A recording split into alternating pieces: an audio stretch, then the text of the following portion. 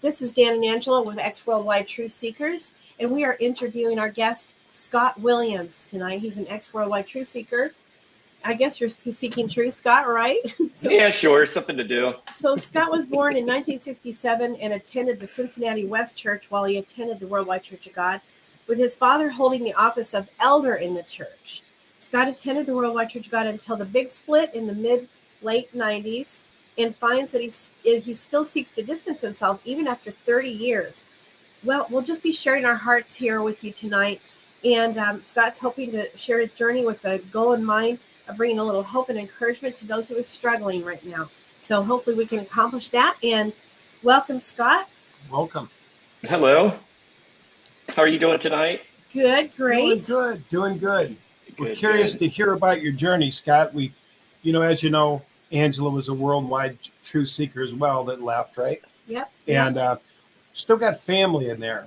And, we have to deal with it, the judgment, that we get from them from, not being a part of that religion. And, I've been told to my face, I'll never accept you because I don't do the Sabbath. Right. And I work on Saturday and I eat certain types of food. And I've been literally told to my face, I'll never accept you.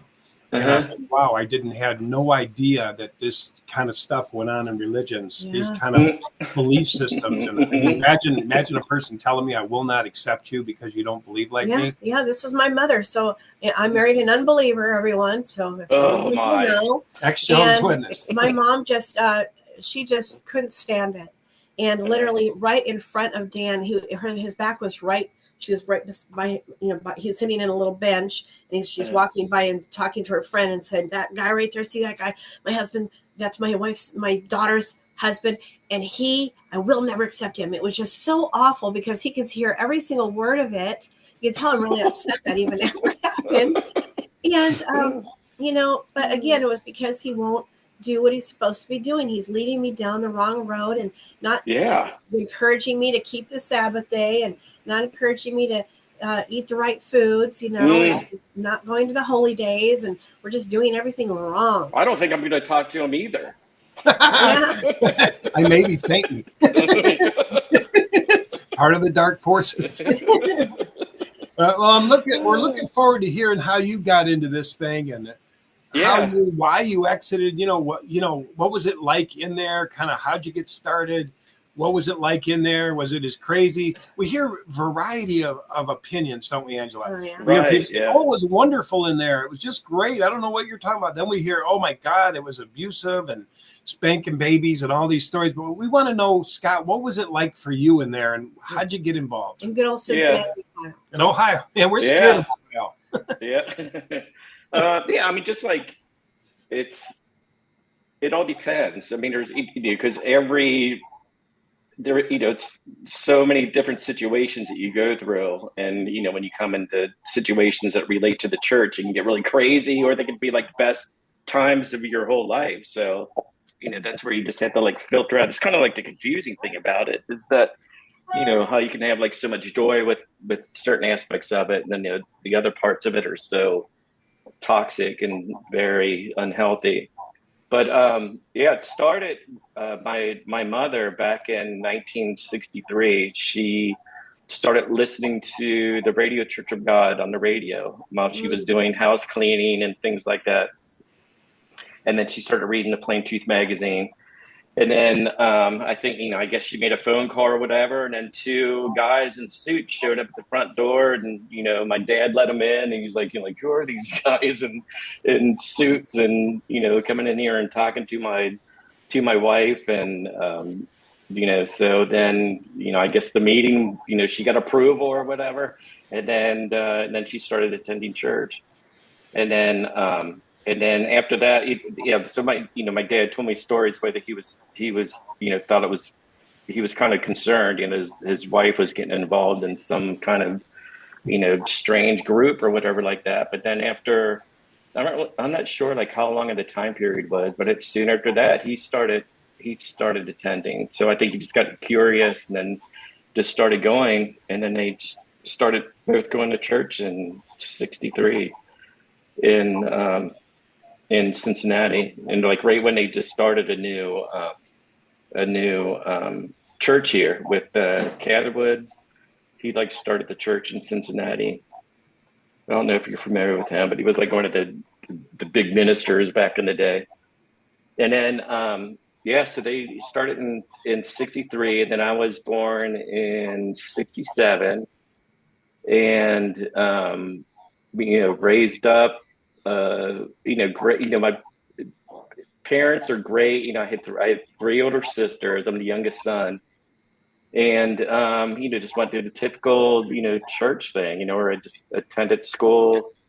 Um, the just the main thing, just with the mindset that I wasn't.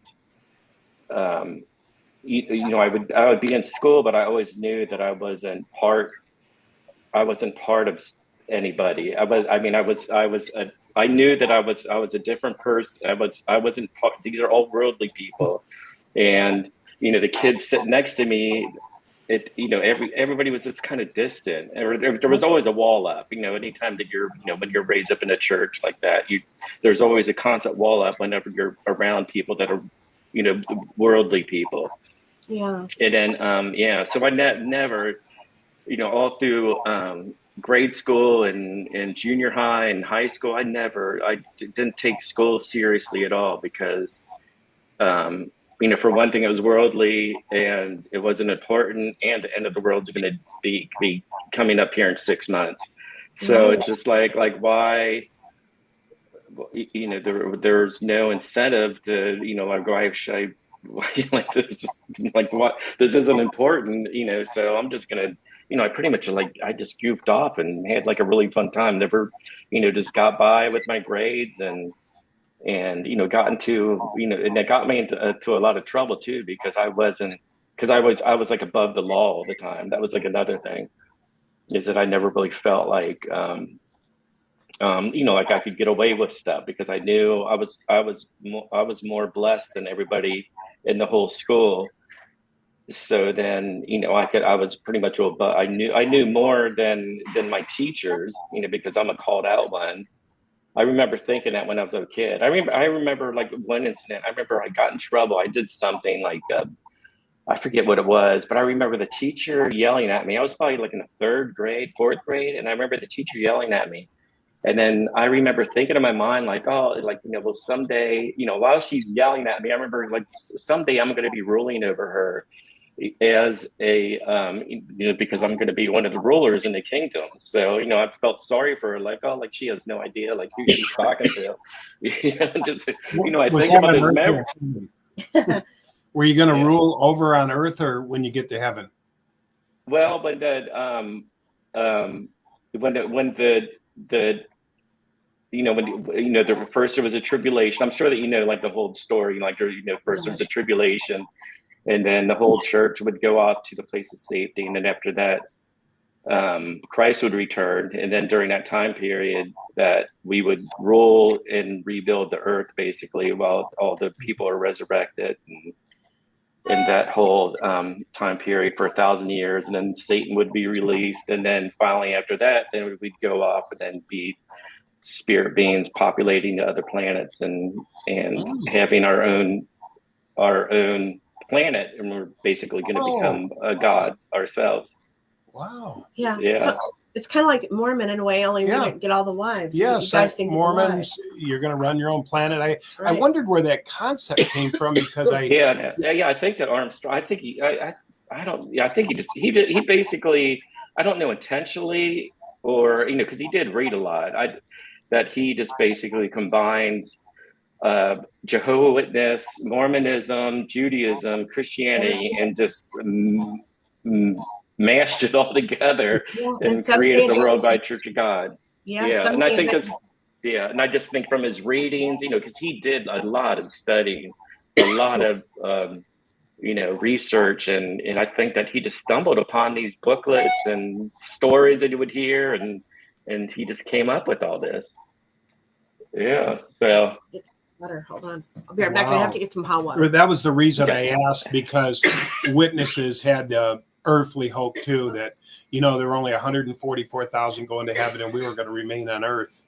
And but we didn't have that sort of ruler syndrome. They were just going to be, we were going to be ruled by the 144,000 from the heaven. But since then, since that they changed that, they said now the elders are going to be princes in the earth, you know, so they're taking on that ruler syndrome. I guess they need the accolade or the badge, you know, because they started it when the false prophecy started to hit, people were leaving. So they said the governing body of Jehovah's Witnesses has an announcement from Jehovah that you will be princes in the earth, the elders, you know.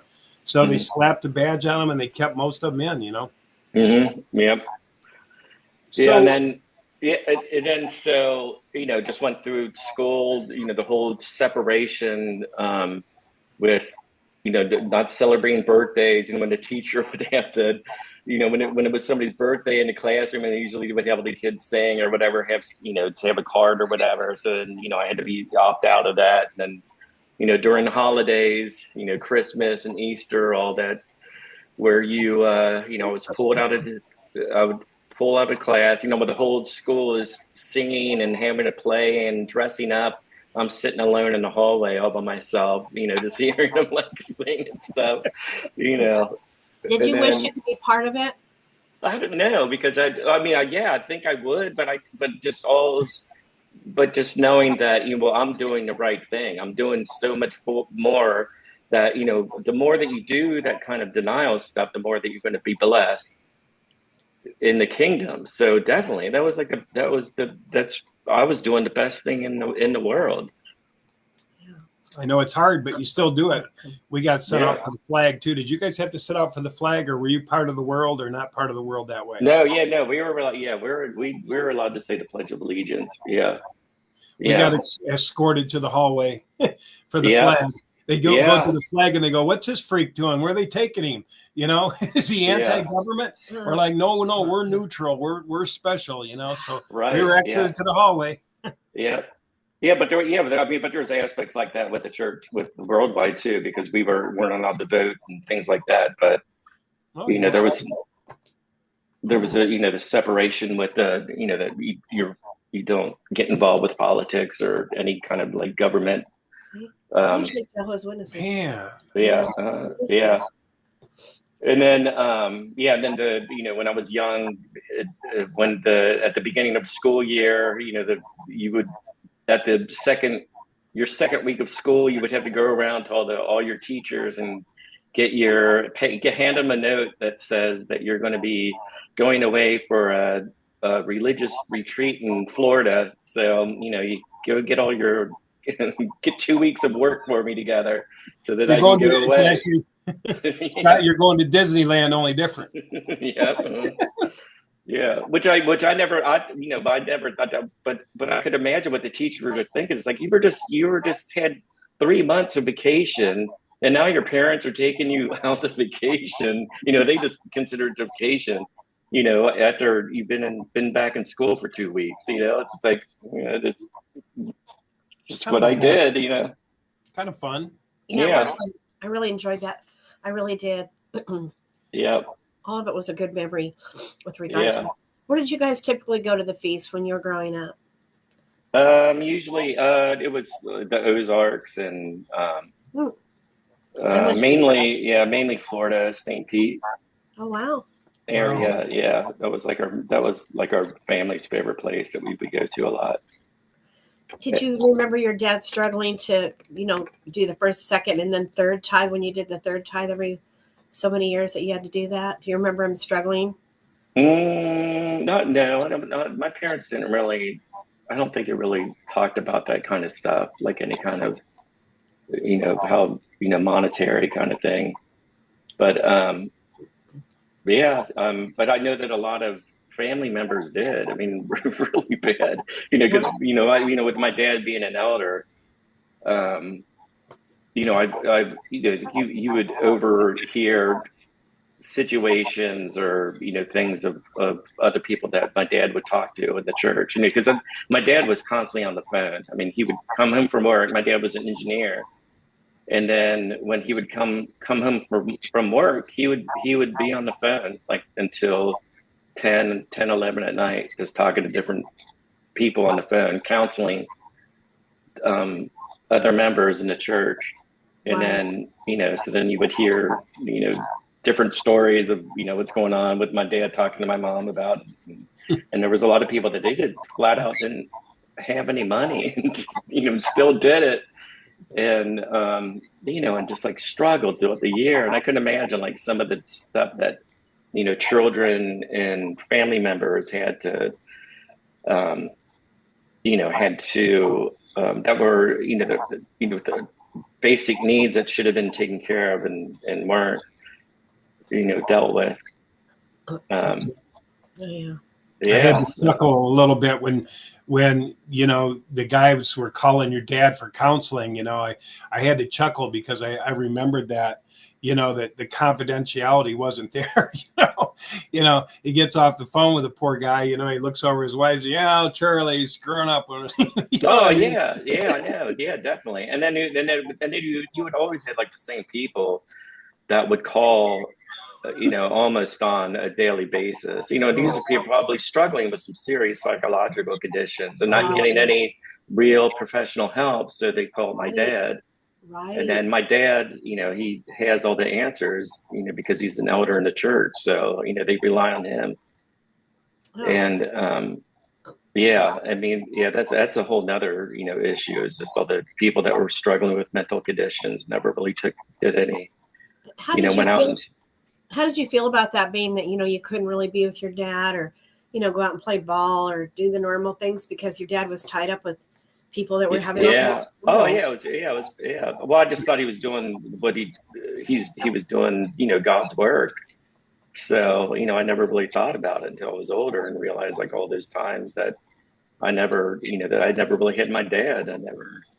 He was never there. And then also, I mean, that was like the one thing I realized that, is that my, like I had the church, and then within my family, there was almost like a little sub church with my dad, because he was just so like my dad just constantly would talk about something related to the church. I could never have like a normal conversation with him. Like everything always led back to like some kind of, lesson or some kind of, thing. It's like, well, like you're not, like there would be like rust on like my, like the first car I got or whatever. And he goes, well, like we're not going to have rust in the kingdom of God, because we're not going to have any of that. So everything, just having just a normal conversation, just like a, like a son and dad conversation, like it just wasn't there. He was just full blown, just talked about the church 24/7. And that's all that he knew. Yeah.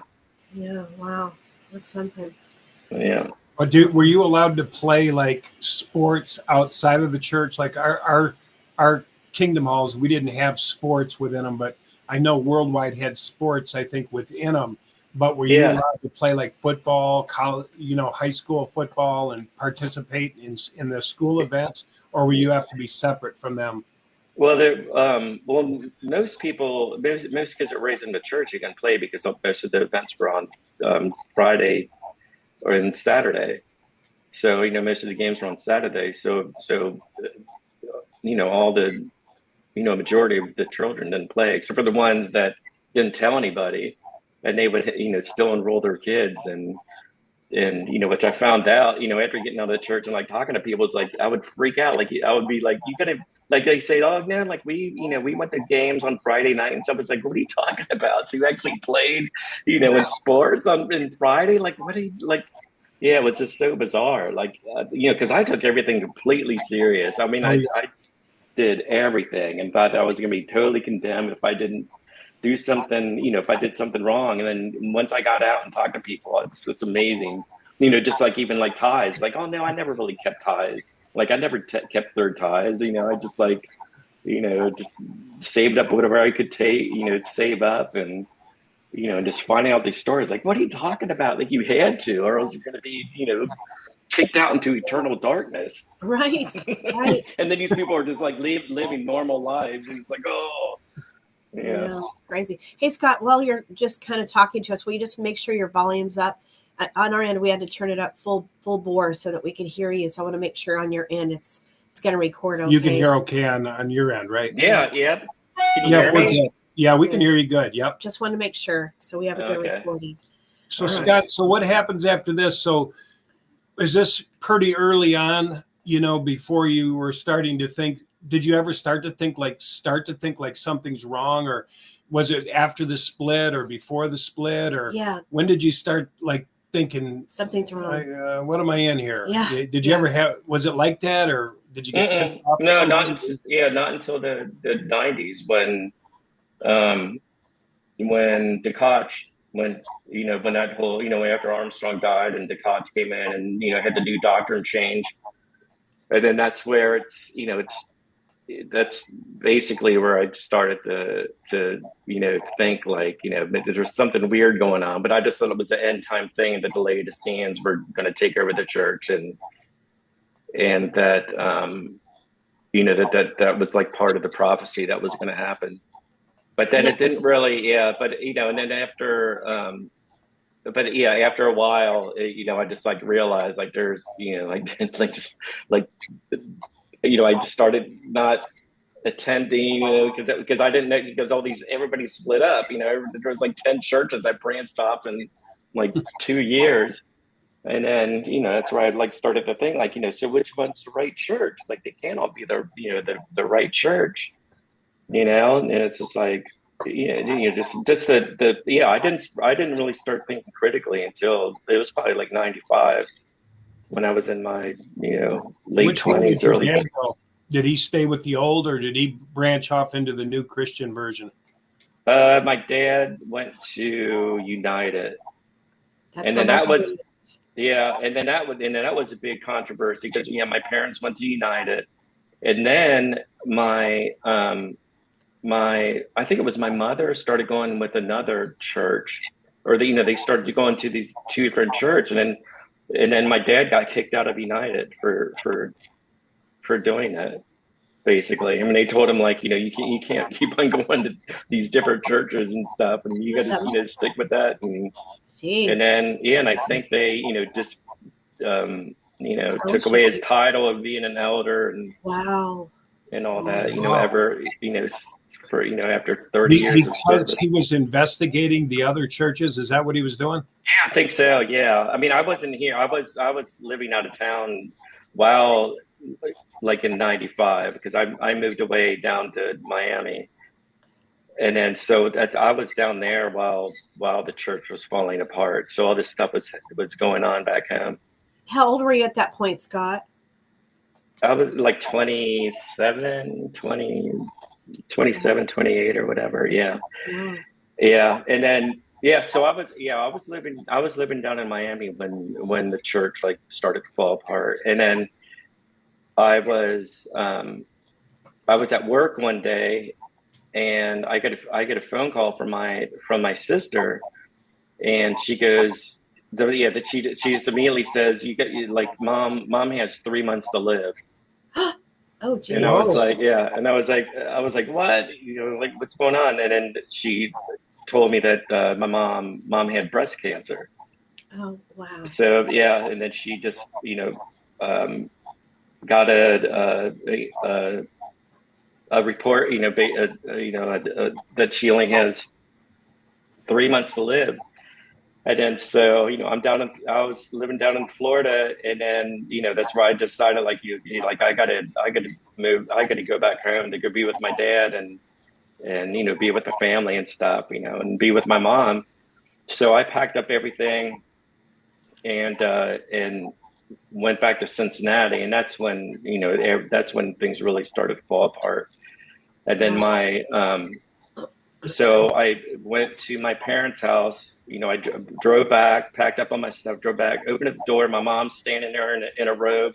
The whole house smells like rotten flesh with mixed scented candles. And because my mom, she didn't go to any doctor. Oh. She didn't get any treatment. While she, while this whole process over, I think it was like over a couple years where she knew that she, there was something wrong and didn't get any help. And then, so my dad, they just prayed every day and hoping that it would go away. And then my mom, she had a fist size hole in her chest all the way down to her bone with, Jeez. because of not getting any kind of treatment. So then that's where, that's where, I got together with my sister and says, okay, like this is ridiculous. Like we got to get mom to the hospital as soon as possible. So, we took her to the hospital and, and got her, treated and got her set up with chemotherapy. And I stayed up there and went to all the appointments with her and she pulled through after a year. They did chemo on her and she came through and she's, luckily she's still alive today after Oh that. my But gosh. yeah, That's crazy. I mean, especially yeah, because she was told she had 3 months to live. I wonder who yeah. told her that. Don't you? No, but they finally went to the doctor after I think it was like 2 years. They finally went to a doctor, and then because I think it was one of my sisters, like basically told her to go to it, and then I don't think that unless all of us kids got together and convinced her to go, I don't think that she would just get that advice, say, okay, I have 3 months to live, so or like I'm still going to survive or whatever, and then so Unbelievable. yeah, yeah, but just that whole mentality of you got to faith. If you have enough faith that God will heal you, Right? and without just getting basic health needs that all the services that we have nowadays that can take care of some of the illnesses that people died in the church that could be treated so easily now that Yeah. Do you ever? Go ahead. I just got to say, I know a lot of Angela's family has ear problems, mm, because of the, what is that, ear infections that they wouldn't go to the doctors, and Yeah. painful. I've heard. oh yeah.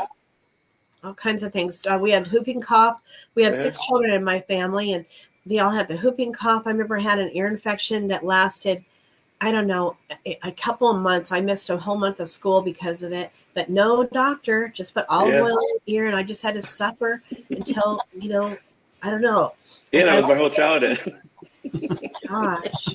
Oh yeah, I Now, remember I would cry in bed with my head with earaches, just dying. Yeah, and I just remember like sweating with like a fever, and then like my dad would come in and annoy me and stuff, and I would miss a couple of days of school. No, I didn't go to I never. First time I saw a doctor, I think I was 24. Was the first time I ever went to the doctor. that's something. Wow. We went to the chiropractor. So that was okay. We were allowed to go get to the chiropractor. There's like something wrong. So you get your bones cracked and, hopefully that'll fix it. But Yeah, it's kind of like back then. It was like, did you just break my neck? Or I remember the guys jumping on your back with their knees. My aunts and all them went to chiropractors and it literally like broke them. I mean, they were Jeez. so yeah, rough back then. It was like you were wrestling with a football player. I mean, really. I've had some really rough appointments. I thought I was going to die, and I was in pain for several days after. So yeah, they're not all good. Well, Scott, this thing said we had 10 minutes left. Did it show up on yours? Yeah. So I guess I want to say, Scott, I'm really glad to know that you're doing well now. But how would you say that?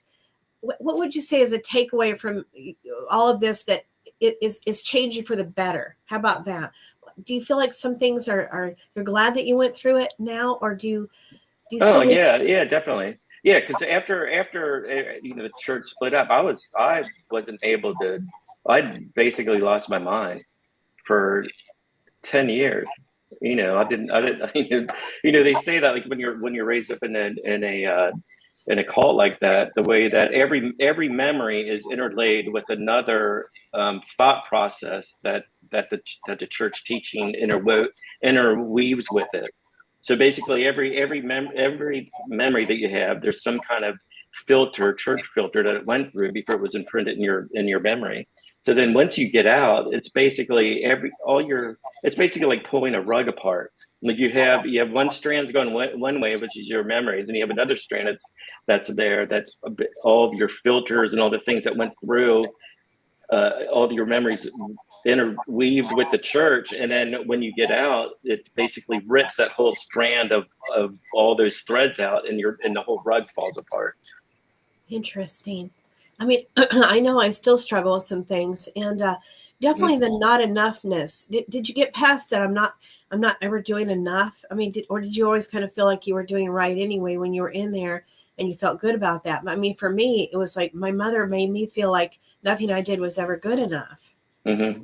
Did you Oh have yeah, that? no, yeah, nothing was ever good enough. I mean, how can you be, how can you qualify to be a God being? I mean, that's like like, I mean, that's like a lot of pressure. I mean, that's like, how can you be good enough to be perfect? Because we had to be perfect. Yeah, yeah. And Wow. it's basically just your mother's projecting onto you because she was struggling with not being perfect. Uh-huh. And then, and that's why, and then takes it on their children and stuff because she's struggling with it. Do you struggle with perfectionism today, or did you get past that? No, I got rid of that like a few years Wow. ago. Yeah. Well, I'm still working on that one. You Yeah. know, just wanting things to be perfect, not wanting to make mistakes, fear of making mistakes. I don't know. It's just not. Yeah. Yeah. Oh, yeah. I mean, yeah. Yeah, like after I got out of high school, when I worked, I mean, I was like the star, person. I'd like put myself through so much stress because I had to be perfect. Yeah. I had to do everything, perfect. I could not do anything wrong. I worked, overtime, did everything that was right. And yeah, so I was really deep into Yeah, that. and not just that, but being the son of an elder. Do you Hmm. know? I guess I was wondering something. I thought there were ministers, and yet, and then there's elders. So, were there also ministers? Hmm. Yeah, there was deacons Yep. and The elders were above the ministers, then, weren't they? yeah, yeah, Yeah. Yeah. Got yeah. it. So it was like, yeah, deacon, elders, then the pastor. It's like the hierarchy or whatever. Mm-hmm. Did But you? But no, I was just saying just about the perfectionism. Yeah, I mean, it's definitely you had to be the most perfect person in the world, and you had to be an example to everybody. Right. Especially You elders. had, yeah, I mean, because it was relying on you. Because if you set a bad example for somebody, they could lose their eternal life because you offended somebody or you turned them off from seeking God or something like that. Right. So yeah, that's a lot of pressure for an 11-year-old. It sure is. It's did you huge. find another truth for yourself, or did you kind of just uh, Sam, take a sabbatical from religion, or did you go back to a religion, or did you just what'd you end up doing? Become spiritual, or Yeah, I still have a uh, no, I still have like a lot to tell you. That's the whole thing. okay? Do you think Maybe we we should should just think? do part B. Yeah, Yeah, maybe. yeah, you want to? Yeah. Yeah, All let's right. do part Yeah, B. yeah. Yeah, Let's I do like part B. that. So this is the Okay. end of part one. Yes. And do you think we can do it? Maybe we'll do that version where they Yeah, say, we'll figure out what happened to our version. We got a different version of the Zoom, but we'll figure out what happened and make that a little bit easier next time. But Okay. thank you so so much we're for going to doing do this, Scott. another But one, we're right? going to do a part 2 coming up as soon as Scott's available. Well, he Okay. said right now. Oh, right Yeah, now. I could do it. Yeah, Oh, I'm open for Yeah. the rest of the night. Yeah, that's I just awesome. have Okay. I have 2 baptisms to go to, Okay. but I think it. Yeah, because it says we have 3 minutes and 54 seconds remaining, but we're going to end it right here, and we're going to start it up again with part 2. But so we'll be looking forward to it on part 2. Amen. Right. See ya.